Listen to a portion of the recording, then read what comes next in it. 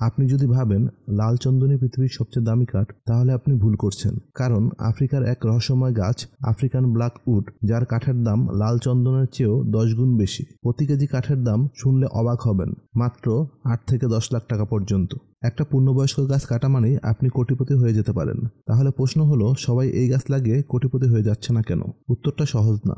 প্রথমত, এই গাছের চাষ বহু দেশেই নিষিদ্ধ। দ্বিতীয়ত, গাছটা খুব ধীরে বাড়ে, এক একটা গাছ বড় হতে সময় লাগে 60 থেকে 100 বছর। আর তৃতীয়ত, এই কাঠ এতটাই শক্ত আর ঘন যে একে কাটতে ও গঠন দিতে দক্ষতা, সময় আর পরিশ্রম লাগে। বিশ্বের সবচেয়ে দামি কাঠ বলা হয় একে। এর রং গাঢ় কালো, কিন্তু পলিশ করলে তাতে দেখা যায় এক রহস্যময় বেগুনি আভা।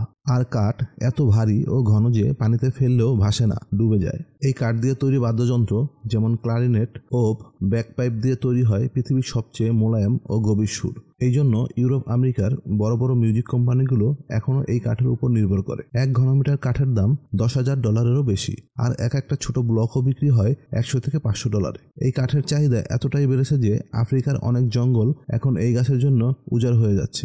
অবৈধভাবে গাছ কাটা হচ্ছে, পাচার হচ্ছে শত শত গাছ, ফলে ধ্বংস হচ্ছে স্থানীয় বনভূমি আর জীববৈচিত্র্য।